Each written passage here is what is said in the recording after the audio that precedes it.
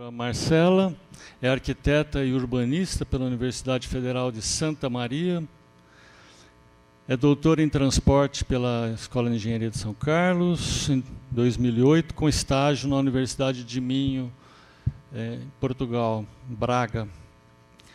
Sua pesquisa acadêmica recebeu já alguns prêmios, tanto nos Estados Unidos como no Brasil. Em 2011, foi bolsista de pós-doutorado na Universidade Técnica de Munique, na Alemanha. Possui 12 anos de experiência nas áreas de planejamento urbano e de transportes, trabalhando em empresas de consultoria na Grande São Paulo. E há 4 anos é colaboradora do grupo CCR, Companhia de Concessões Rodoviárias, né, Marcela? E no núcleo de tráfego e transportes dentro da CCR. Bom dia. Ser a última a falar talvez seja mais difícil, porque todo mundo já falou bastante daquilo que eu tinha trazido para compartilhar com vocês, mas nessa ocasião, particularmente, acho que vai ser fácil, porque eu fiquei bastante impressionada com a nossa sintonia aqui. Eu juro, a gente não combinou, a gente não se falou antes, mas acho que a gente está bem sintonizado naquilo que a gente pensou para trazer aqui para o debate. Quando eu preparei minha fala, eu pensei justamente trazer questões para o debate, assim como o Matheus e a Magali também trouxeram. Então, eu vou falar brevemente dessa dissociação histórica, né, que a gente vê nas cidades brasileiras entre o planejamento urbano e o de transportes. Vou falar, então, o Matheus já reforçou isso, eu vou reforçar aqui novamente, as bases legais e conceituais para o planejamento integrado que a gente já dispõe hoje nas cidades brasileiras. Qual é a realidade, então, que a gente enfrenta hoje e, na minha opinião, quais são os principais desafios que a gente tem que superar para um planejamento, para efetivar esse planejamento urbano e de transportes integrado. Foi pedido também que eu trouxesse algumas experiências internacionais e um pouco também do que a iniciativa privada pode participar no desenvolvimento urbano e de transportes e alguns pensamentos finais, então, para a gente refletir em conjunto aqui. Como eu falei anteriormente, a gente observa nas cidades brasileiras uma dissociação histórica entre o planejamento urbano e de transportes. O planejamento urbano ele foca ainda hoje em estabelecer então as normas de uso e ocupação do solo, como as atividades vão ser dispostas nas áreas urbanas e os índices de aproveitamento. Enquanto isso, o planejamento de transportes ele tem focado somente então na provisão de serviços de transporte para atender às demandas. O que a gente vê, então, o que isso provocou? Isso, na verdade, essa dissociação está entre as bases dos grandes problemas de mobilidade que a gente vê nas cidades brasileiras. Por quê? Porque enquanto uma grande... Esse é um exemplo de São Paulo, eu trago bastante exemplos de São Paulo, que é a minha vivência. Enquanto uma massa muito grande de pessoas se espalha, então, pela periferia de São Paulo e pelos municípios vizinhos, os empregos estão altamente concentrados somente na região central ou no centro expandido de São Paulo. O que isso provoca? Essa desigualdade na distribuição das pessoas, dos empregos, das atividades, das oportunidades. O que isso provoca? Uma intensa pressão sobre o sistema de transportes como um todo. O que a gente vê, então? O que causou isso em São Paulo? Na minha opinião, quais são as principais causas desse desequilíbrio em São Paulo? Justamente essa separação entre as atividades e a necessidade, então, constante que as pessoas têm, principalmente as pessoas da periferia, de viajar muito mais para elas poderem alcançar suas atividades e seus serviços urbanos. Isso gera uma pressão, então, sobre o sistema viário, para aquele que usa transporte individual, e uma pressão imensa sobre o sistema de transporte público. E congestionamento e superlotação de transporte público virou uma marca mundial de São Paulo para o mundo. Toda vez que você é de São Paulo, nossa, os congestionamentos. A cidade, sem dúvida, que tem níveis de congestionamento até piores que São Paulo. Mas isso virou a nossa marca registrada para o mundo. A gente não pensa, então, no que está por trás disso, justamente. O que agrava isso também? Um histórico, então, de políticas de incentivo ao uso do automóvel, não só na cidade, com aqueles vários planos viários e planos que incentivaram o uso do automóvel, mas também como políticas federais, como o Matheus já comentou, de incentivo, então, à compra de veículos privados. Tudo isso, então, somado a esse desequilíbrio entre localização, onde as pessoas moram e onde as pessoas trabalham, geram todos esses conflitos. Em São Paulo há um agravante ainda. A infraestrutura de transporte de massa, ou seja, a infraestrutura de qualidade, bons serviços de transporte, ela está justamente concentrada nessa área onde estão os empregos. Curiosamente, essa é a área também com maior renda de São Paulo. Então, justamente as pessoas que podem arcar com despesas maiores de moradia são justamente as pessoas que já estão perto das áreas de emprego e estão sendo servidas por bons serviços de transporte. Já as pessoas que não podem arcar, então, com altos preços de moradia, são obrigadas, então, a morar na periferia e enfrentar esses longos tempos de deslocamento para atingir as suas atividades. Esses são alguns retratos, então, do que esses problemas de mobilidade causam. Causam perdas para a população e para as atividades econômicas, então. Por exemplo, em pesquisa recente, em 2015, os moradores da capital gastaram 2 horas e 38 em congestionamentos. O tempo passou para 2,58 em 2016.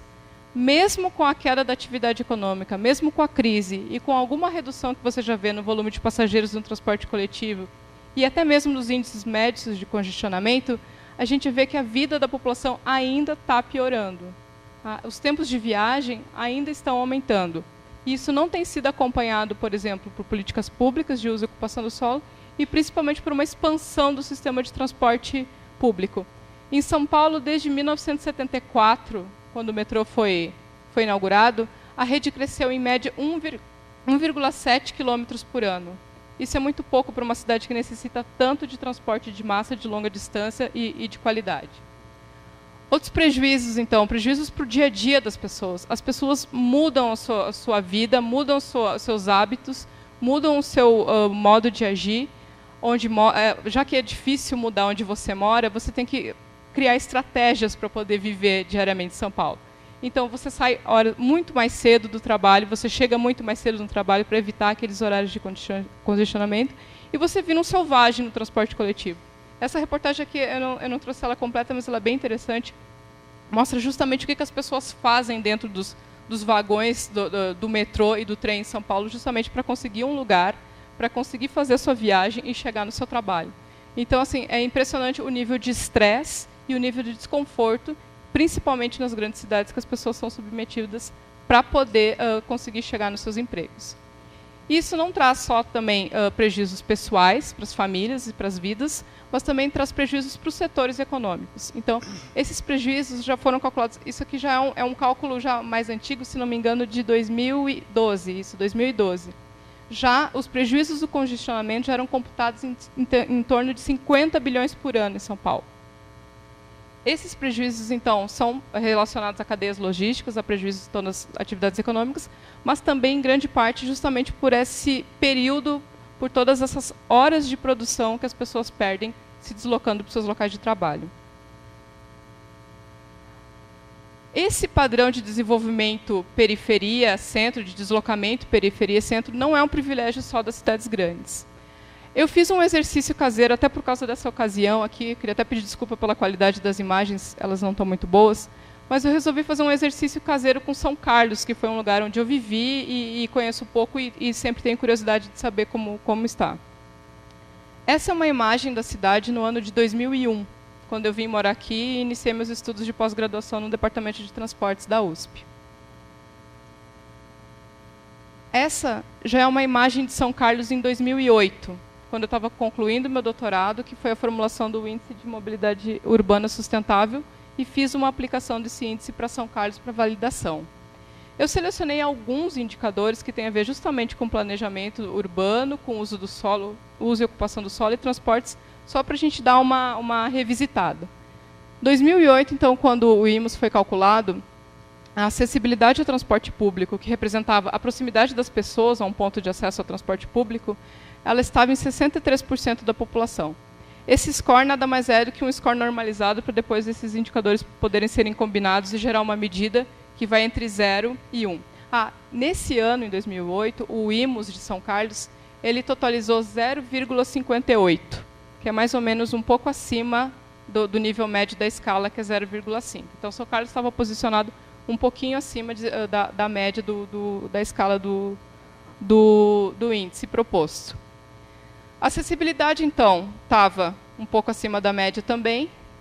Fragmentação urbana, tirando as eventuais críticas da forma como esse indicador, é um indicador bem problemático de calcular, mas tirando as eventuais críticas de como ele é medido e como ele é normalizado, a cidade já estava dividida em 23 porções por infraestrutura de transporte e por vias de trânsito rápido que acabam acarretando essa segregação.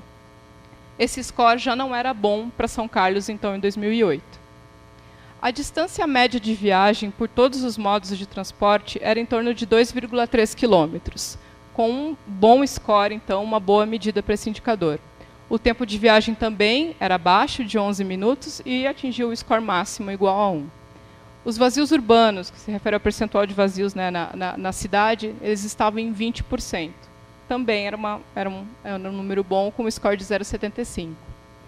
Quando a gente mensurava crescimento urbano, que na verdade é uma razão entre aqueles novos projetos em áreas já providas de serviço de infraestrutura, sobre aqueles novos projetos em áreas que ainda não eram providos por serviço de infraestrutura, no caso de São Carlos, basicamente, né, o ônibus também e o sistema viário, esse índice era igual a 1,2, ficando um pouco também acima da média.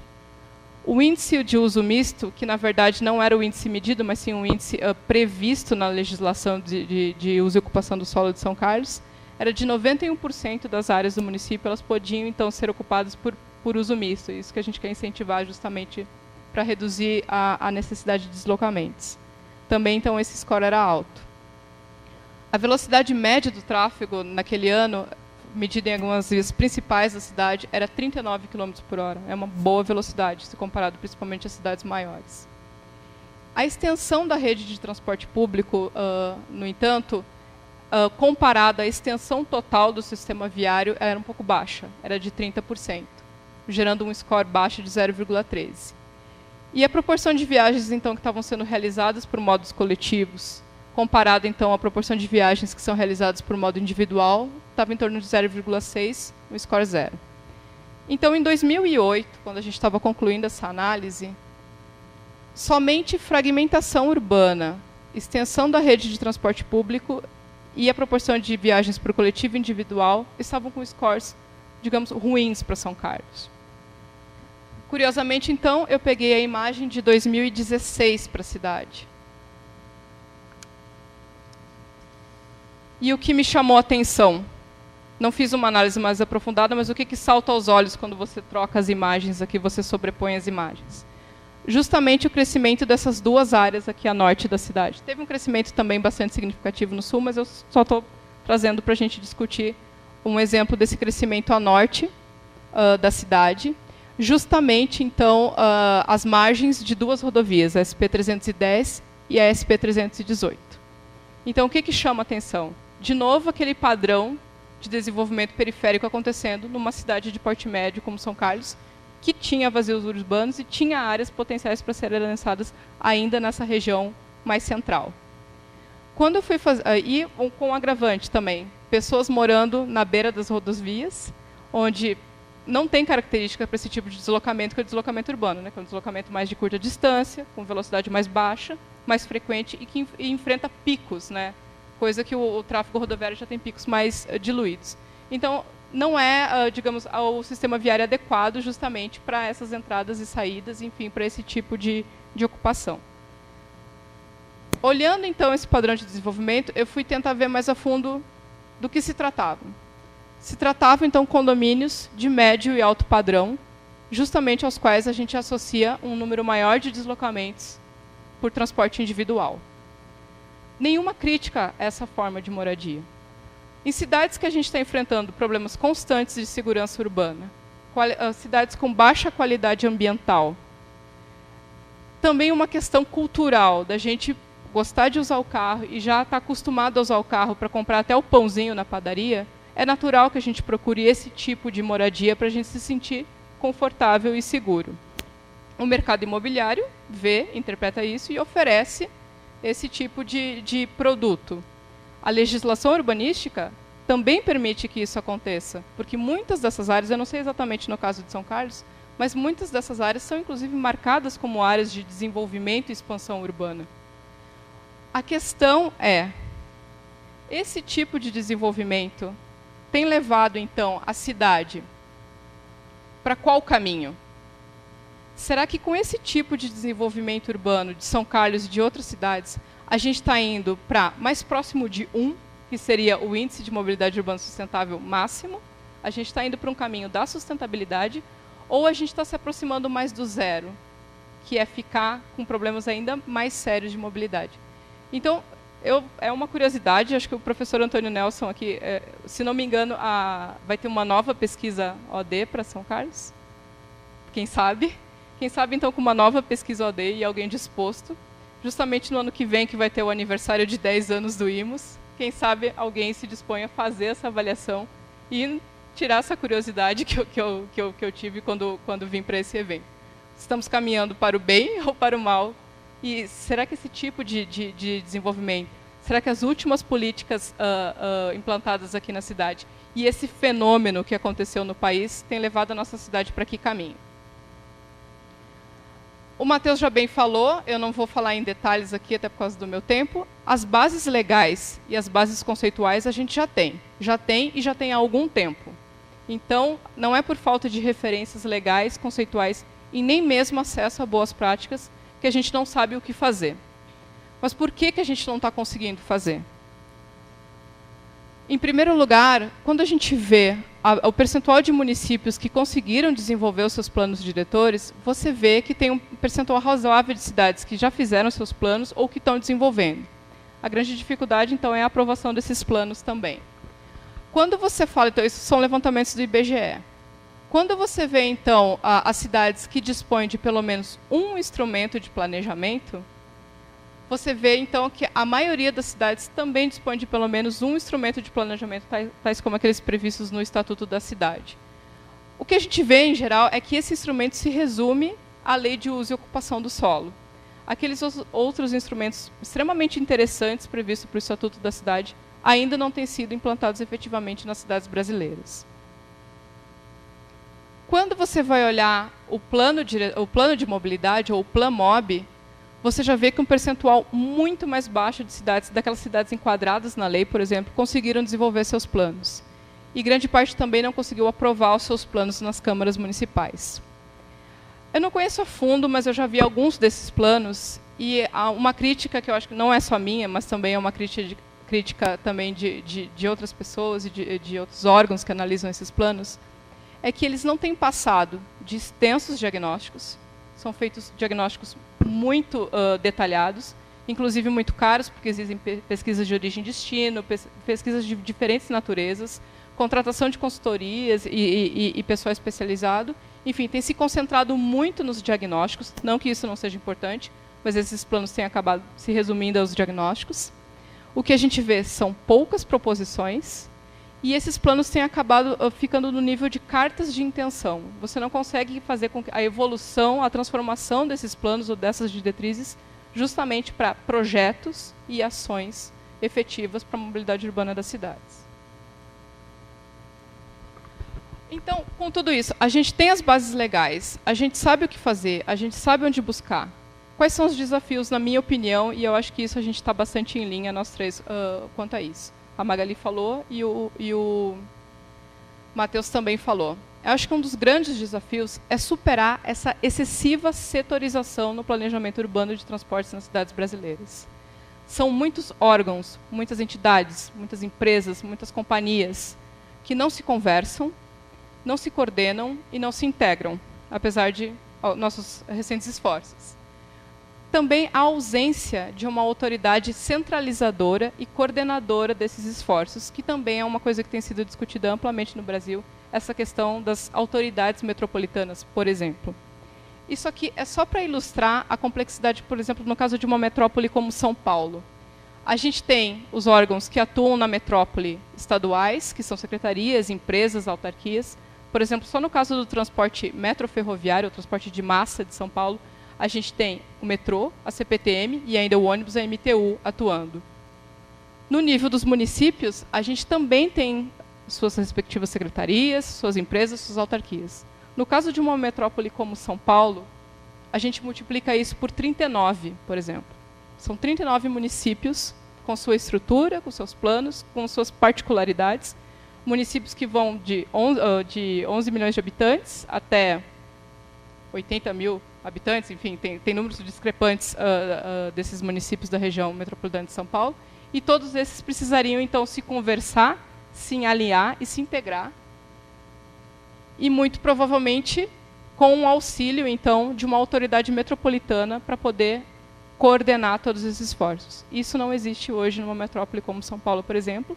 E dos poucos casos que eu conheço, acho que só Recife está caminhando para esse caminho. Um outro desafio também, que foi uma das últimas coisas que a Magali falou, promover um consenso.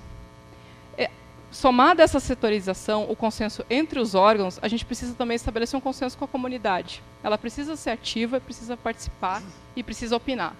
No entanto, os interesses são distintos e o governo precisa ficar tentando balancear essas ações e investimentos de forma a não privilegiar somente determinadas zonas da cidade ou somente alguns modos de transporte, de forma, então, a democratizar o espaço.